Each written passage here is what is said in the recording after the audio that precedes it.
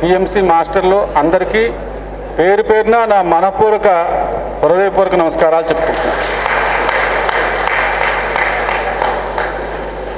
మనం ఈవేళ ఇక్కడ గుమిగూడామంటే ఒక పెద్ద వ్యక్తి ఆశయం ఫలించిన రోజు ఇది.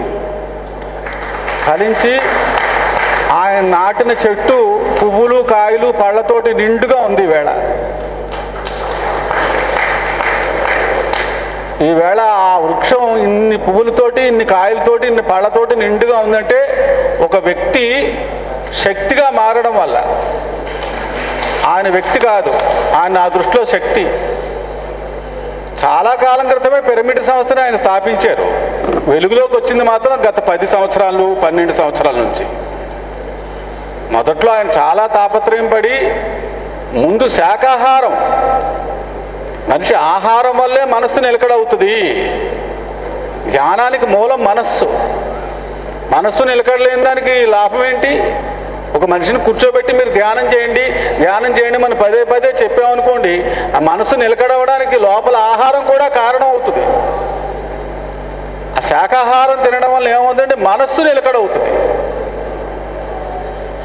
మనస్సు నిలకడలేని ముసలి ముండను బట్టి ముక్కు చెవులు కోసి కండ్లలోన 2 ముండ్లు కూర్చి పాడునూతంతో పైన బండేరా విశ్వదాభిరామి నరవేమ అన్నాడు. ముసలి ముండలాడి లోపల నుంచి గొడుగుతుంటుంది. అవన్నీ అక్కర్లొద్దులే, అలా చెప్తుంటారు. నువ్వు బయటకు వెళ్ళి చూసుకో, పని చూసుకో చెప్తుంటారు పని పాటు లేని వాళ్ళు. ఇది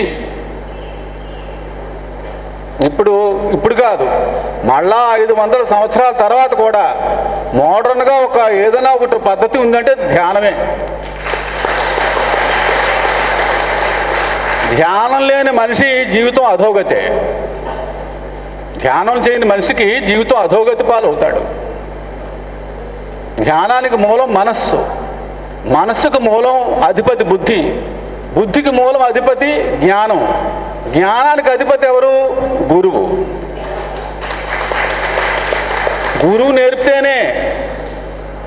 నేర్పితేనే. అలా నడుస్తుంటే ఏదో పక్కన పడి కాళ్ళు నలిగిపోతే అమ్మో బాబోయ్ అమ్మో అంటాం మనం. అలా పట్టుకుని ఒక జంతువుని కట్టి దాన్ని నోరు చుట్టి తాళ్ళు కట్టి బలవంతంగా మీరు దాన్ని కత్తితో పొడి చేస్తున్నారే, మిమ్మల్ని పొడిస్తే ఎలా ఉంటుంది ఆ బాధ? మిమ్మల్ని కాలు మీదో చేయి మీదో పొడుస్తామని ఎవరైనా వచ్చాడు బాబాయ్ పడవకు అంటారు. ఏం కారణం? మీకు నోరుంది, అది నోరు లేదు కదా అని మీ ఇష్టానుసారం మీరు చేస్తే పైన నోరున్నవాడు సమాధానం చెప్పేవాడు పైన ఉన్నాడు, ఆయన ఊరుకోడు. మళ్ళా 84 జన్మలు ఎత్తాలి, 84 లక్షల జీవరాశుల రావాల్సి ఉంటుంది. అచ్చప్ప చీకటింబడి గృహవృతులే విషయభ్రష్టులే చొచ్చు పుట్టుతున్ మరల జరివిత జర్వణి లేని వారికి వచ్చిన పుట్టినే పనులు చెప్పిందైనా ఎదేచ్చనైనా నేమిచ్చినైనా కానలు కలిగిన ప్రహ్లాదుడు చెప్పాడు. అచ్చపు చీకటిలో పడి కొట్టుకుంటున్నారు. మురికి కొంపలోన నిరికించి జీవుని కర్మపాసములు వేసి కట్టి వైచే వట్టి కర్మజీవికి ఎట్లకో మోక్షంకు. మామూలు జ్ఞానం ఉన్న వాళ్ళకే మోక్షం రాదే, సామాన్యమైన మనిషికి మోక్షం ఎలా వస్తుందని అడిగాడు ఆయన. ఎలా వస్తుందంటే ఇలాంటి వాళ్ళు వస్తుంది. ఇలాంటి గురువులు తలుచుకుంటే మోక్షమే కాదు, ఇంకా పై పదకు కూడా తీసుకెళ్ళగలరు. మొన్న ఒక గురువు గారు ఎవరో జాతకం రాశారు, పత్రిజీ గారు రాసి ఆయన ఏం చెప్పారంటే, ఆయన ఆత్మ 140 సంవత్సరాలు భూమి మీద ఉంటుందండి. ఆయన ముఖ్యమైన శిష్యులు వచ్చేదాకా కూడా ఆయన కాపలా కాసుకుంటాడు, తీసుకుని వెళ్తాడు పైలోకాలకి. పక్క ఊరే తీసుకెళ్ళమంటే తీసుకెళ్తే మనల్ని కొంచెం కార్లు ఎక్కించుకోండి ఖాళీ లేదని ఆయన అంటారు. మన అందరం వచ్చేదాకా కూడా ఆయన కాపలా కాసుకుని ఉంటే మనల్ని తీసుకుని వెళ్తాడట ఆయన పత్రిజీ గారు. మళ్ళీ అలాంటి గురువులు ఎక్కడున్నారండి? అలాంటి గురువులు ఎంతమంది గురువులు ఉన్నారని అడుగుతున్నాను నేను. డబ్బుల కోసమో లేదా యూజ్ కోసమో యూట్యూబ్లో చెప్పుకునే గురువులు తప్ప నిజంగా నిస్వార్థంగా సేవ చేసే గురువులు ఎంతమంది ఉన్నారు ఇప్పుడు? అలాంటి గురువులు దొరకడం అనేక జన్మల పుణ్యమే కాదు, మనం చేసుకున్న అపారమైన పుణ్యం. మనిషికి పూర్వజన బంధం లేనిదే రుణానుబంధ రూపేణ పశుపత్రి సుతాలయం అంటారు. రుణానుబంధనం వల్లే ఇల్లు, భార్య, పిల్లలు, ఆస్తి అన్ని పాడి పశువులు సమకూడతాయి. అలాగే గురువు కూడా రుణానుబంధనమే. ముందు జన్మలో ఇంతమంది రుణం ఉన్నామన్నమాట ఆయనకి మనం. అంటే కోట్ల మంది రుణం ఉండడం అలాంటి గురువు దొరుకుతారు. ఆయన ఆషామాషి గురువు కాదు, ఆయనకు అన్నీ తెలుసు. చాలామంది చాలా యాంగిల్లోంచి ఆయన ప్రశ్నించి చూశారు, కానీ చెప్పగలరు. కాకపోతే అది అర్థం చేసుకునే శక్తి మనకుందా లేదా అని ఆయన చెప్పలేరు. మనం రీచ్ అయ్యలేము. ఆయన చెప్పి మాటలు మనకు అర్థం అవ్వవు. అది ప్రజ్ఞానం. ప్రజ్ఞానం అనేది బ్రహ్మస్వరూపం. ప్రజ్ఞానం బ్రహ్మ, జ్ఞానం బ్రహ్మ కాదు. ప్రజ్ఞానం బ్రహ్మ.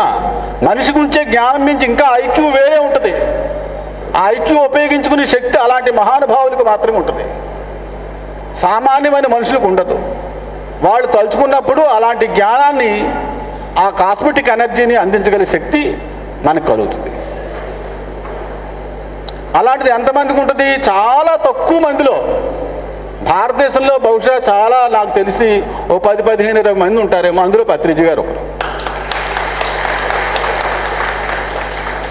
ఆయన ఎవరితోనూ పోరాడలా, దెబ్బలాడలేదు, ఇలా చెయ్యొద్దని చెప్పలేదు, మీరు ఇది మానండి అని చెప్పలేదు. బోధించాడంతే.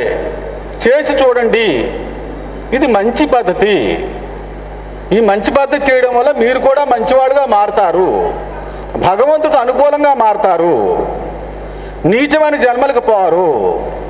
నీచమైన జన్మలకు పోతే ఉంది, మళ్ళా మామూలే, మళ్ళా రావడం, మళ్ళీ ఆ 84 లక్షల జీవరాశుల నుంచి మళ్ళీ జన్మలు ఎత్తుకుంటా రావడం, దశావతారాలు ఎత్తి పంది కింద పుట్టినా కుక్క కింద పుట్టినా మళ్ళీ మనల్ని నరుకుతారు వాళ్ళు, మళ్ళీ ఏపుతారు మషాడా దట్టించి.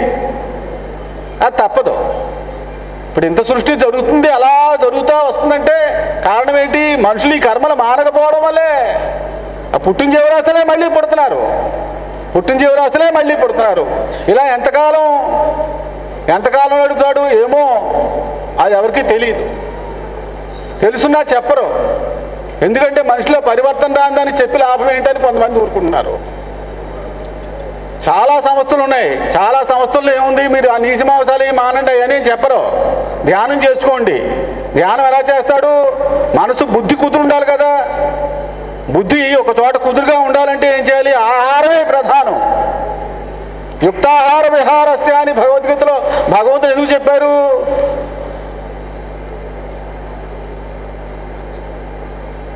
ద్వైతం, అద్వైతం, విశిష్టాద్వైతం. అద్వైతంలో ఏముంది? దేవుడు వేరు, జీవుడు వేరు. విశిష్టాద్వైతంలో ఆదిశంకరాచార్యులు దేవుడు నువ్వే, ఇంకో దేవుడు ఎక్కడున్నాడు అని చెప్పింది పత్రిజీ గారు. ఎప్పుడో జనక మహారాజు బతికారంటారు రాజయోగ కింద. జనక మహారాజు తర్వాత మళ్ళీ ఈయనే కనపడ్డాడు. రాజయోగ కింద ఎవరు బతకలేదు, అంతా భోగయోగుల కిందే బతికారు. ఈయన ఒక్కడే రాజయోగి. రాజయోగం మీకు నేర్పింది ఆయన ఏంటి? సామాన్య యోగం కాదు, అల్లా డబ్బాపిచ్చి కాదు, అది రాజయోగము. సంసారులుగా ఉంటూ సుఖం అనుభవిస్తూ దేవుడు చేయండి. సంసారం అనేది సన్యాసులుగా మారమని ఆయన చెప్పలేదు. మిమ్మల్ని రుచులు మానమని చెప్పలేదు. అన్నీ తినమన్నాడు ఆయన. శాకాహారం మాత్రం తినండి. పందుల్ని, పక్షుల్ని, పశువుల్ని వాటి కాళ్ళు విరవకండి. అవి కూడా మనకులాగే ఎంజాయ్ చేయడానికి వచ్చిన జీవరాశులు అని చెప్పాడు ఆయన. తప్పు చెప్పలేదుగా, మంచి చెప్పాడు. మంచి చెప్పి మార్గం ఎవరు చెప్పినా ఆచరించవలసిందే. ఏ గురువు చెప్పినా మంచి చెప్పి మార్గం ఎవరు చెప్పినా ఒకటే మార్గం, రాజబాట. ఆ రాజబాట ఎవరేస్తారు? అలాంటి మహానుభావులే వేయగలరు. అలాంటి మహానుభావులు నీడను ఉండడం వల్ల మనకు కూడా ఆ పవిత్రత అంటుకుంటుంది. నిష్పక్షపాతంగా ఖండించి మీరు ఇది మానాలి, ఇది మానితే కానీ మీకు సుఖపడరని చెప్పింది చాలా విషయాల్లో, చాలా ఆశ్రమాల్లో, చాలా ధర్మాల్లో ఉన్నాయి. ఇంకా చాలా రకాలుగా ధ్యాన అయితే పత్రిజీ గారు పెట్టింది ఈ ధ్యానం ఒక్కటి మాత్రమే, శాకాహార జగత్ అనేది. ఇంకెక్కడ శాకాహార జగత్తు గురించి వాళ్ళు ఎత్తుకోలేదు. మీరు అన్నీ తినేయండి, పర్వాలేదు, దేవుడు చేసేయండి. అన్ని పెంటలు తొక్కేయండి, మీకు మైలిపోతుంది. ఎలా పోద్ది? పోద. ఇలా చేస్తే మాత్రమే పోద్ది. ఇలా చేయండి అని సూటిగా చెప్పిన వ్యక్తి పత్రిజీ గారు. గురుర్ బ్రహ్మ, గురుర్ విష్ణు, గురుదేవో మహేశ్వర, గురు సాక్షాత్ పరబ్రహ్మం. పరబ్రహ్మమే గురువుగా రావాలి, పరబ్రహ్మం మాత్రమే రావాలి. ఎవరో వాడు గురువుగా వస్తే కుదరదు. అలా వచ్చిన గురువుల్లో ఒక పెద్ద వ్యక్తి, ఆయన ఆశయం చాలా పెద్ద ఆశయం. ఆయన ఆశయం బలమైంది, ఆశయం బలమైంది కాబట్టి ఈవేళ ఇంతమంది, ఇందులో సగం కూడా కాదు 10 మంది కూడా రారు. అసలు ఇంటింటికి డబ్బులు ఇచ్చి రమ్మన్నా రారు.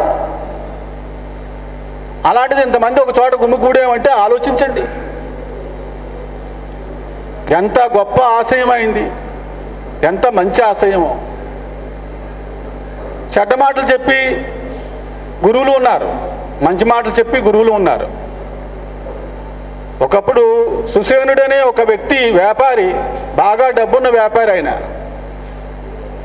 ఆయనకు ఒక గురువు ఉండేవారు. ఆ గురువు గారు అన్నారు, నాయన ఈ పద్ధతులన్నీ ఆచరించు, ఈ ధర్మాన్ని ఆచరించు, నువ్వు బాగుపడతావు. అలాగే ధర్మాన్ని ఆచరించాడు. ఆయన పెద్ద వ్యాపారి, మంచి స్థితికి వెళ్ళాడు.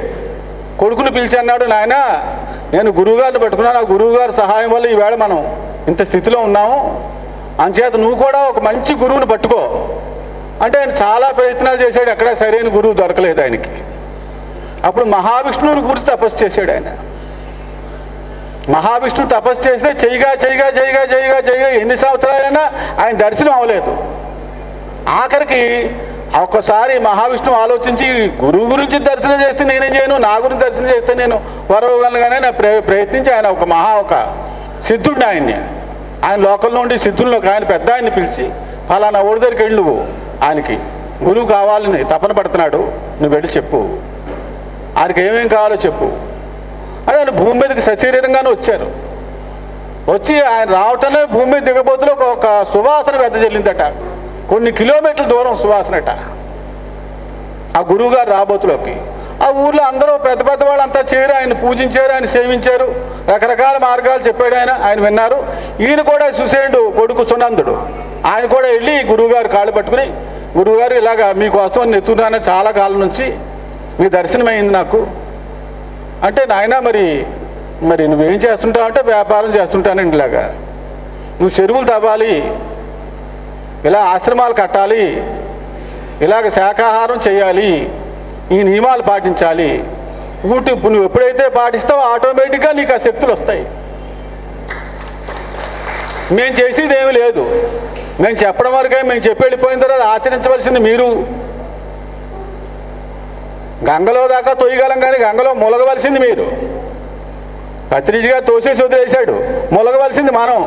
ఆయనేం తోయడు, ఇంకా ఆయన వెళ్ళిపోయారు. కానీ ఆ ఆత్మ మాత్రం ఉంటుంది, అది శాస్త్రాల్లో చెప్పబడింది. ఒక్కొక్కళ్ళ ఆత్మ 700 సంవత్సరాలు ఉంటుంది, 500 సంవత్సరాలు ఉంటుంది. ప్రహ్లాదుల ఆత్మే రాఘవేంద్ర స్వామిగా వచ్చి 700 సంవత్సరాలు ఆయన ఆయుష్ని, కొంతమంది 800 కొంతమంది, అంటే నా ఆత్మ ఇక్కడ ఉంటుంది అని చెప్పారు ఆయన. అలాగే పత్రిజి గారి ఆత్మ 140 సంవత్సరాలు ఉంటుంది ఆయన. అప్పుడు ఆ సుసేనుడు, ఆ సునందుడు ఏం చేశాడంటే, ఆ గురువుగారిని చేశాడు. ఆ గురువుగారు ఈయనకి నేర్పించేసి ఆయన అంతర్ధానం అయిపోయారు. ఒక రాజుని కనపడకుండా మాయమైపోయి వైకుంఠం వెళ్ళిపోయారు. వైకుంఠం వెళ్ళిపోయిన తర్వాత ఈయనకి సమయం ఆసన్నమైంది. ఈ సునందుడికి సమయం ఆసన్నమై ఈయన కూడా పైకి వెళ్ళారు. పైకి వెళ్ళి యమధర్మరాజు దగ్గరికి వెళ్తే యమధర్మరాజు అడిగారు, ఇతను ఏంటి చెట్టా చెప్పవు, ఏం చేశాడు ఇతను, ఏ గురువు గారి శిక్షణ? గురువు గారు నాకు శిక్షణ ఇచ్చారండి. ఏ గురువు గారు శిక్షణ ఇచ్చారు ఏమో తెలియదండి, ఆయన ఎవరో మా ఊరు వచ్చారు, నాకు శిక్షణ ఇచ్చారు. ఏం చేయమన్నారు? ఇలా శాకాహారం చేయమన్నారు, ఇలాంటి పనులు చేయొద్దన్నారు, నూతులు తాగమన్నారు, బావులు తాగమన్నారు, వచ్చిన వాళ్ళకేమో మందిరాలు కట్టించమన్నారు అని అన్నీ చెప్పాడు. గురుసేవ చేసావా? అయితే ఆలోచించవలసిందే కేసు అన్నాడు ఆయన. ఆలోచించవలసి, ఎవరు గురువు? ఏమో ఏ గురువు అని ఎదుగు తెలియదు, వైకుంఠం నుండి వచ్చానని చెప్పారండి అన్నారు. నీకేం కావాలో కోరుకో అన్నారు. అంటే అప్పుడు ఈయన అన్నాడంటే, నాకు మా గురువుగారిని చూడాలని ఉందండి, నాకేం వరాలు ఏం అక్కర్లేదు. మీ గురువుగారు ఎక్కడున్నారో అంటే, అప్పుడు వైకుంఠంలో ఉన్నారు. వైకుంఠంలో ఎవరయ్యా మీ గురువుగారు? చెప్పాలి కదా, నాకు నేను గుర్తుపడతానండి, మీరు తీసుకెళ్ళండి అక్కడికి, మీకెందుకు గొడవ అన్నాడు ఆయన. అప్పుడు తీసుకెళ్లారు వైకుంఠం. తీసుకెళ్తే మహావిష్ణువు పడుకుని ఉన్నారు. ఈయన దర్శనం చేసుకుంటా ఆయన కాదు, మా గురువు గారిని చూడాలి. విష్ణువుని కూడా పట్టించుకోలేదు. విష్ణువు పక్కనే ఉన్నారు, దర్శనం చేసుకోమంటే అక్కర్లేదండి, ఆయన మా గురువుగారు దర్శించాలి.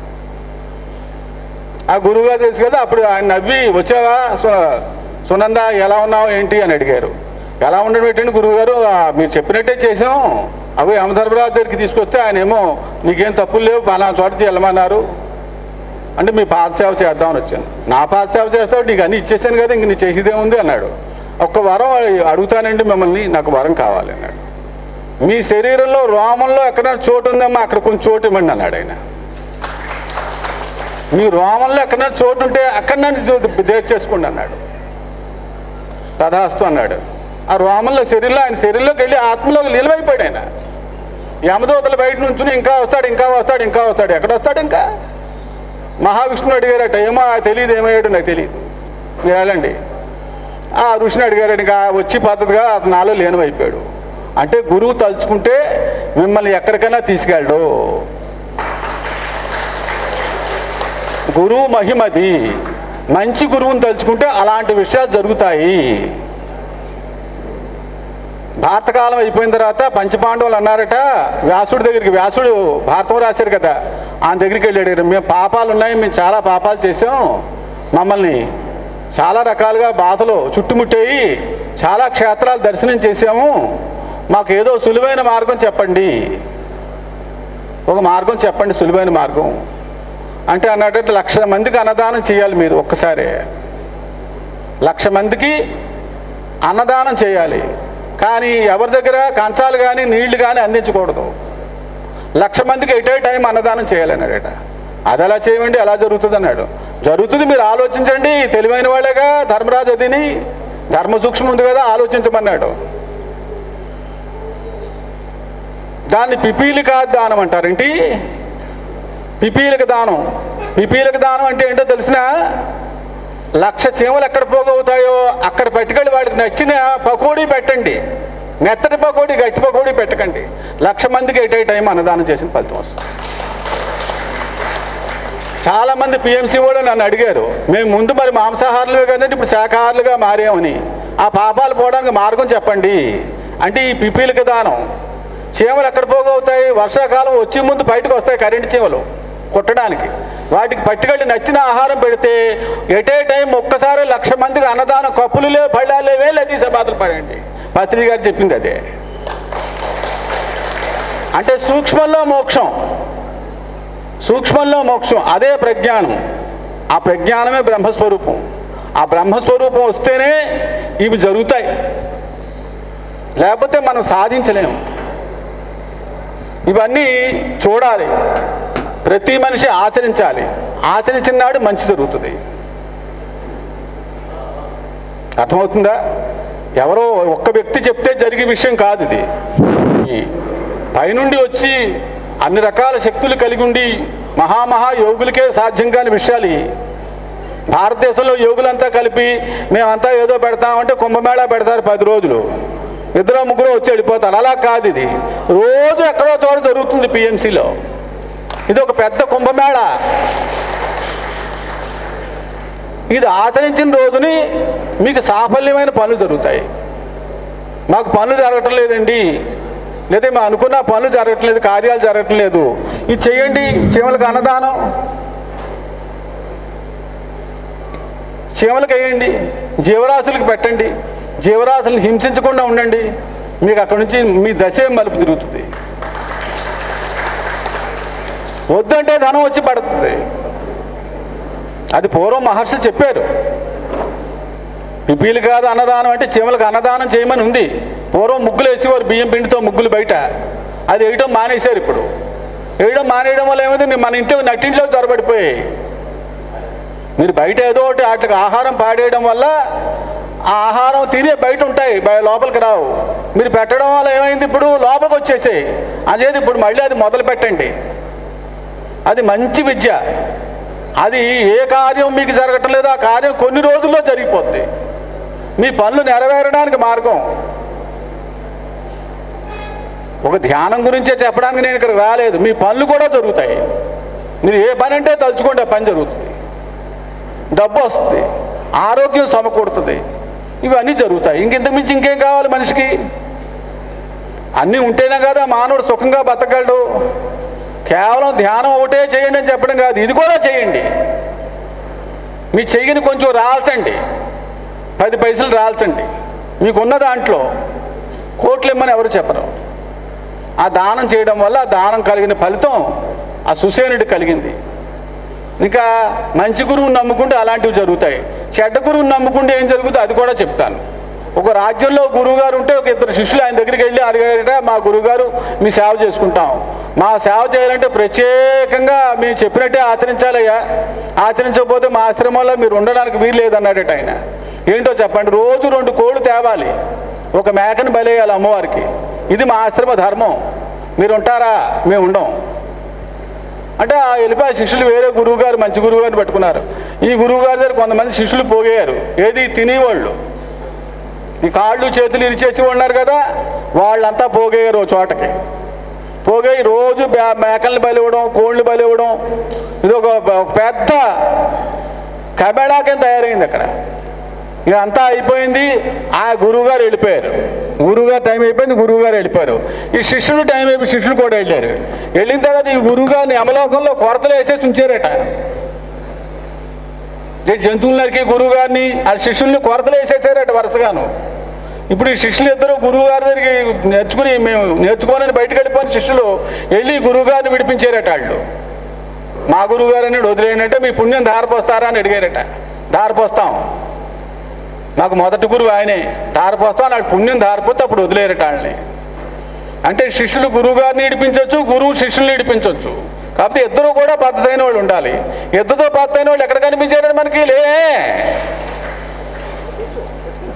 చేతులు పైకి చెగట్లేదు, చప్పట్లు కొట్టడానికి మీకు బలం లేదా? నేను ఇంత గట్టిగా బాగుతున్నానంటే మీకు బలం లేదా, లేదా భోజనాల టైం అయిందా?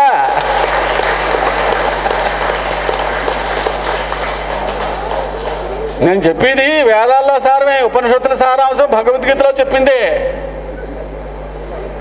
ఇవే చెయ్యాలి. భగవద్గీత ఇంకోటో ఎప్పుడు వింటానే ఉంటారు మీరు, ఏ పుస్తకాల్లోనో లేదా టీవీలోనో వింటారు. ఇలాంటి విషయాలు చెప్పి గురువులు వచ్చినప్పుడన్నా మీరు వినండి, కొంచెం వింటే మంచిదని.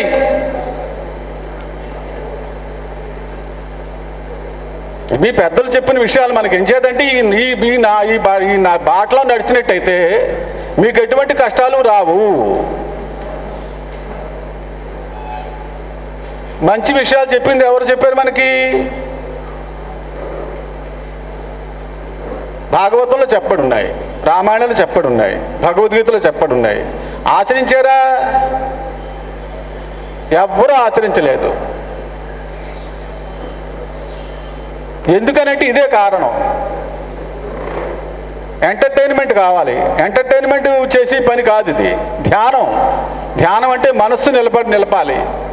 నిలపగలిగినప్పుడు కొన్ని శక్తులు వస్తాయి మీకు. అది పిరమిడ్లో చేసినప్పుడు ఇంకా అధికమైన శక్తులు వస్తాయి. పిరమిడ్లో రీసెర్చ్ చేసి ఈ మధ్యన కొంతమంది కొన్ని విషయాలు చెప్పారు. పిరమిడ్లో చాలా శక్తులు కలుగుతాయని, కొన్ని దివ్యశక్తులు కూడా కలుగుతాయని పిరమిడ్ మీద రీసెర్చ్ చేసిన వాళ్ళు. రాబోయే కాలంలో ధ్యానం చేయకపోతే ఇంకా వింత వ్యాధులు తట్టుకోగలిగే శక్తి మనుషులకు లేదు. ధ్యానం చేయమని ధ్యానం చేయగా మనుషుల్లో వ్యాధులు తట్టుకునే శక్తి కూడా కలుగుతుంది. ఈవేళకి నాకు 57 సంవత్సరాలు నిండే. రేపు నవంబర్ 28 నా పుట్టినరోజు. ఒక్కరోజు కూడా నేను మంచమే పడుకోలేదు. పడుకున్నానేమో, వచ్చి ఎంక్వైరీ చేసుకోండి, ఒక్కరోజైనా పడుకున్నారేమోనని. 40 సంవత్సరాలు పొద్దున్న అనగా సాయంత్రం అనగా సర్వీస్ చేశాను నేను ప్రపంచానికి. అలా మీరు సర్వీస్ చేయాలి. భోగం, భాగ్యం, ఐశ్వర్యం అనుభవించాలంటే మనకి యోగ బలం కావాలి. యోగ బలం ఇచ్చి గురువులు ఎక్కడా లేరు. మీరు ఎక్కడికంటే తిరగండి, మేము చూసే చెప్తున్నాం. ఆశ్రమాల్లో ఏం చెప్తారంటే మీరు అన్నీ తినేయండి, పర్వాలేదు, ధ్యానం చేయండి. అన్నీ తినేసి ధ్యానం చేస్తే రాదు, ఎప్పటికీ రాదు. సత్వగుణం కావాలి మనిషికి. సత్వగుణం ఎప్పుడు వస్తుంది? సాత్విక ఆహారం వల్ల వస్తుంది. తామసాహారం తిని మీరు ధ్యానం చేస్తామని మీరు చేసి చూడండి, చెయ్యలేము, చాలా కష్టం. ఇంకా ప్రధానంగా మీరు ఎంచుకోవాల్సిందంటే ఇంకా శాకాహారం. ఏం మార్పు వచ్చిందండి పిరమిడ్లో? ఒక ఊరే మారింది. ఈ మధ్య నాకు వచ్చారు, ఆ ఊర్లో జనం వచ్చి నన్ను అడిగారు, మిమ్మల్ని పిరమిడ్లో చూసామంటే ఆ వేళ నుంచి మీ దగ్గరికి రావాలనుకుని, మీరు మాకు ఏం సహాయం పడతారయ్యా, మీ వల్ల లాభం ఏంటని అడిగాను. మీరు ఏం చెప్తే చేస్తామండి. మా ఊర్లో ఆ అమ్మవారికి రోజు కోళ్ళు బలేయాలండి, మేము మేకలను బలేయాలండి, మొక్కుకున్నామండి, బలేయకండి ఆవిడకేమి. ఆవిడ తరపున నేను నుంచి ఉంటాను, బలి అయిపోతాను నేను. మీరు ఏం బలేయడానికి కొబ్బరికాయ కొట్టండి ఆవిడకి అంటే ఊరంతా ఒప్పుకున్నారు. అది ఎవరి వల్ల జరిగింది? పత్రిజీ గారి వల్ల జరిగింది. నీకు ఇంతకంటే మార్పు ఏం కావాలి? ఊరే మారింది. ఆ ఊరెవరో తెలియదు మీకు. వాళ్ళు పిరమిడ్లోనూ లేరు. పిరమిడ్లో ఉన్న వీడియోలు చూసి వాళ్ళు మారారు. ఇంకెంతకంటే గొప్ప ఏం కావాలండి? పిరమిడ్లో వీడియోలు చూసి ఒక ఊరే మారింది. మేము బలి వేయమన్నారు దేవతకి. అమ్మవారికి బలి వేయం, ఏమేయం. ఆవిడ కొబ్బరికాయ నైవేద్యం పెడతాం మీరు చెప్పినట్టు. ఇక్కడి నుంచి అలా ఆచరిస్తామని నాకు మాట ఇచ్చారు వాళ్ళు. మరి అది పత్రిజీ గారి వాళ్ళు కాదా? అలా మీరెందుకు చేయలేదు? ప్రచార రథం పెట్టుకోండి, కొన్ని ఊళ్ళు తిరగండి. పాపం తెలియక కొంతమంది ఇందులోకి రాలేకపోతున్నారు. తెలియక, తెలుసుంటే చాలామంది ఇది 10 అయిపోతురు. మనం ప్రచారం చేయడంలో కూడా కొంచెం తక్కువ లోపం ఉందని నాకు అనిపించిందే మీకు చెప్తున్నాను. నేను కల్పించి మీకు చెప్పటం లేదు.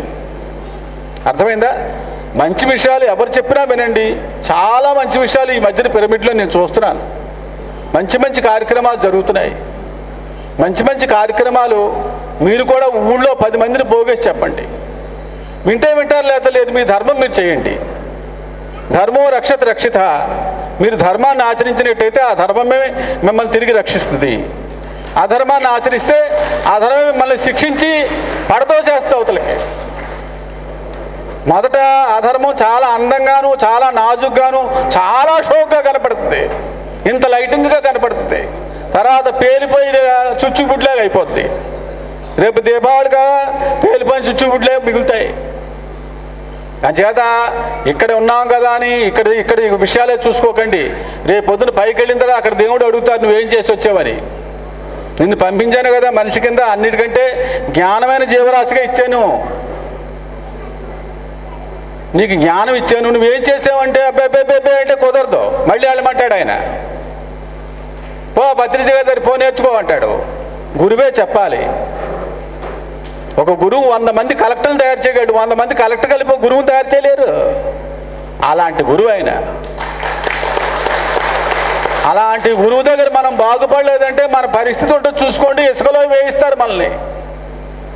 ఇది తథ్యంగా జరుగుతుంది. పైన లోకాలు లేవనుకోకండి, కనిపించే అన్ని లోకాలే. మనం వెళ్ళలేదు. సైన్సే చెప్తుంది 450 గ్రహాలు ఉన్నాయి భూమికి లాంటివి అని. అర్థమవుతుందా? ఇవి వేదాల్లో పూర్వం పెద్దలు ఆచరించారు. యోగ పురుషులు, సిద్ధ పురుషులు, పైలోకాలు చూసి వచ్చిన వాళ్ళు చెప్పిన విషయాలు ఉన్నాయి. వాళ్ళు చెప్పిన విషయాలే చెప్తాను, నేనేం కల్పించి చెప్పటం లేదు. ఇది మంచి మార్గం, ఒక చక్కటి మార్గం. ఆయన మనకు ఉపదేశించి వెళ్ళిపోయారు. ఆయన బాధ్యత మనం భుజాల మీద వేసుకుని మొయ్యాలి. తల్లి తండ్రి జన్మనివ్వడం వల్ల కదా మీరు ఇవాళ ఇక్కడ కూర్చుని ఉన్నారు, అవునా కాదా? మీ తల్లి తండ్రి జన్మనివ్వడం వల్ల మీరు ఇక్కడ కూర్చుని ఉన్నారా? తల్లి జన్మ ఇవ్వలేదని మీరు ఎవరైనా చెప్పగలరా? చేతులెత్తండి ఒకసారి. తల్లి జన్మ ఇవ్వలేదని చెప్పండి నాకు. అలాంటి జన్మనిచ్చిన మనిషి ఆయన. మనకి యోగ జన్మనిచ్చాడు. ఆయనకి రోజు మీరు వందనం చెప్పండి, ప్రార్థన చేయండి, ధ్యానం చేయండి. నాకు వారానికి ఒకసారి ఆయన పలికితే పలుకుతున్నాడు. పలికి బాగున్నారా అని పలకరిస్తూ వాక్కు వినపడుతుంది. అది నా భ్రమ కాదు, నిజమే. మీకు ఆ డ్రెస్ బాగాలేదండి, ఈ డ్రెస్ కట్టుకెళ్ళండి అని ఒక రోజు చెప్పాడు ఆయన నాకు. ఆయన ఫోటో నాకు ఇచ్చారు. పేరవరం పిరమిడ్కి వెళ్ళినప్పుడు ఆయన ఫోటో ఇచ్చారు. నా పడక గదిలో పెట్టుకున్నాను నేను.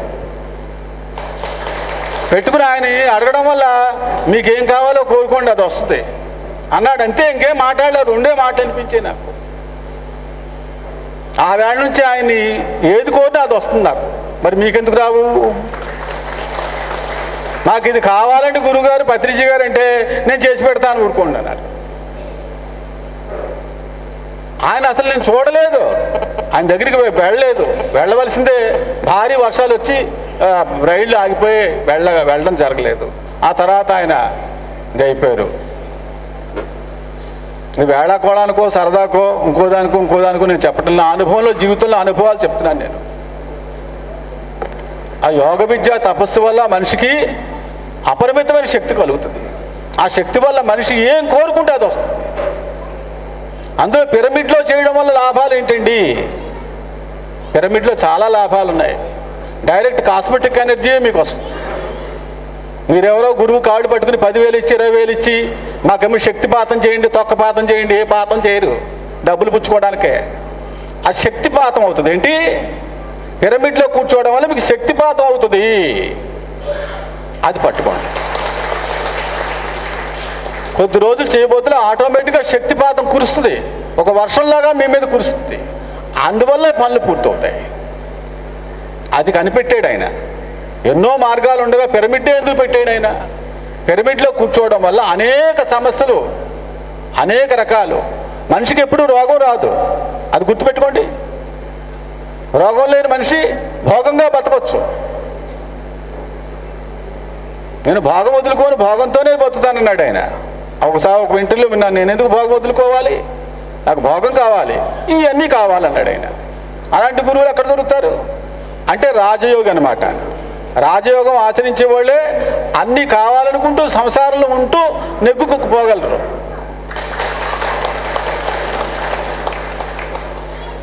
భయంకరమైన ఈ నావని ఎదురు, సంసారమైన నావని ఎదురు అంత తేలికైన పని కాదు. మా దృష్టిలో మేము ఎన్నో మంది యోగుల్ని సిద్ధుల్ని కలిసి చాలా పెద్ద వాళ్ళని చూసాం. మంచివాళ్ళు ఉన్నారు, మంచి చెప్పి గురువులు ఉన్నారు, కాదను. కాకపోతే ఏంటంటే వాళ్ళు చెప్పేది ఏంటంటే ఇది చెయ్యండి, ఇది ఫలానా రకంగా ఆచరించండి, ఖచ్చితంగా ఆచరించి తీరాలని చెప్పింది పత్రిజీ గారే. శాకాహారం తినండి, మాంసాహారం తింటే మాత్రం అది ఎప్పటికీ మీ శరీరం మీ స్వాధీనంలోకి రాదు. మన శరీరం మాంసం, మానవ శరీరం మాంసం. పోగానే బయటకి ఇడ్చేయండి రా, ఇంకా పెట్టి కూర్చున్నారేంటి ఇక్కడ, 5 నిమిషాలు కూడా ఉంచరు. అర్థమవుతుందా? అది ఎంతో పని కాదు, అది చాలా చిన్న పని. కానీ ఆయన చేయడం వల్ల ఏమవుతుందంటే శరీరంలో రోగనిరోధక శక్తి పెరిగి తేజస్సు కలిగి మనిషి భోగం, భాగ్యం, ఐశ్వర్యం అన్ని అనుభవిస్తూ భగవంతుడి దగ్గర చేరుకుంటాడు. ఆయన చెప్పిన మార్గం అది.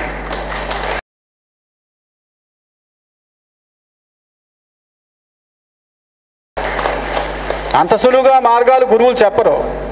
ఎందుకు చెప్పరంటే వాళ్ళకి ఏదో కావాలి, ఏదో ఆశించాలి. అలా ఆశించలేదు ఆయన. ఆశించకుండా ఆయన చక్కటి మార్గం ఎంచుకుని చక్కటి పరిస్థితి మన రాష్ట్రంలో, దేశంలో ఇంకా మనం ఒక్కొక్క మనిషి ఒక్కొక్క పత్రిజీ గారిలా మారగలిగితే దేశమంతా పిరమిడ్లు వస్తాయి. ఆ నమ్మకం మాకుంది. ప్రతి మనిషిలోనూ ఒక పత్రిజీ గారిలాగా తయారవ్వాలి, సైనికుల్లాగా తయారవ్వాలి. ఏదో కాలక్షేపానికి పావుగంట చెప్పారు వెళ్ళిపోయామని కాదు, మైండ్లో పెట్టుకోండి. ప్రతి విషయం కూడా మైండ్లో పెట్టుకోండి. ప్రత్యేకంగా నేను చెప్పిన విషయాలు కొన్ని విషయాలు మీరు ఆచరణ చేయగలిగితే కనుక ప్రతి ఊర్లోనూ మీకు తెలిసిన మనిషికి చెప్పండి.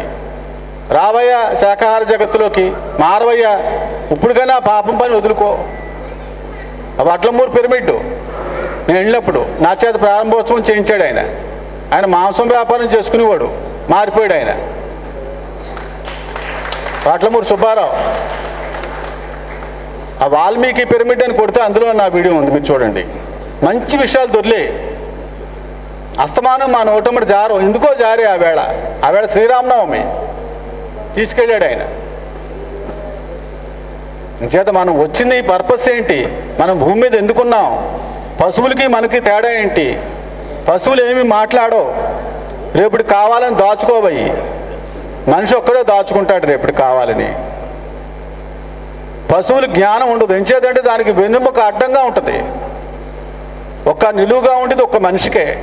ప్రపంచంలో నిలువుగా ఉండేది ఒక్క మానవ జాతి మాత్రమే.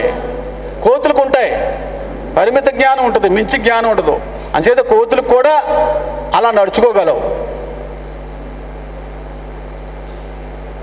అలాంటి జ్ఞానం మనకి ఈవేళ అబ్బి మనం చోట కూర్చుని మనంతరం మనం ఆలోచన చేసి ఇంతవరకు తీసుకురాగలిగారంటే ఆ మహాశక్తి వల్ల. ఆయన పాదాలు, ఆయన జాడ వదలకండి. ఇంకా బలంగా పట్టుకోండి, ఇంకా బలంగా పట్టుకోండి, ఇంకా బలంగా పట్టుకోండి. పట్టుకుని సాధించి శోధించి ప్రతి మనిషి ఒక పత్రిజీ గారిలా మారి ఇంకా పిరమిడ్లు కట్టగలిగితే కనుక మీరు ఎక్కడికి రమ్మన్నా అక్కడికి వచ్చి చెప్తాం. గుండె మీద చెయ్యి వేసుకుని మరీ చెప్పచ్చు, ఇది చేయండి అయ్యా మీరు బాగుపడతారని. అది మనలో ఉండాలి. ఆయన చేయగలిగినంత మేర చేశారు, ఆయన శక్తి మేర చేశారు. ఆయన ప్రాణాలు కూడా తాకట్టేట్టి మన కోసం వెళ్ళిపోయారు ఆయన. అంచేత మనం చేయవలసింది ఏముంది? మన ప్రయత్నం మనం చేయాలి. ఇక్కడ నుంచి ఆయన ఒక ధర్మం ఉపదేశించి వెళ్ళినప్పుడు ఆ ధర్మాన్ని ప్రచారం చేయవలసిన బాధ్యత శిష్యుల మీద ఉంది. నిజంగా మనం శిష్యులు అనిపించుకోవాలంటే ఆయన వదిలిపెట్టిన కార్యాన్ని మనం పూర్తి చేయవలసిన బాధ్యత మన మీద ఉందా లేదా? ఉంది. కాబట్టి ప్రతి మనిషి ప్రయత్నం చేయగలిగితే ఇంకో మనిషిని లాక్కురాగలం. ఇది ప్రతి వాళ్ళు ఆచరించండి, ఈ ధర్మం ఆచరించండి. ఇది చక్కటి ధర్మం, ఇది మంచి ధర్మం. ఇది ఎవ్వరూ ఇందులో తప్పు పట్టవలసింది ఏమీ లేదు. చాలామందికి మొదట్లో అర్థం కాకపోవచ్చు. మీరు చేయగా ప్రయత్నం చేయగా అదొక నాటికి మంచి స్థితికి వస్తుంది, మంచి శక్తి కలిగి మంచి స్థాయికి వస్తుంది.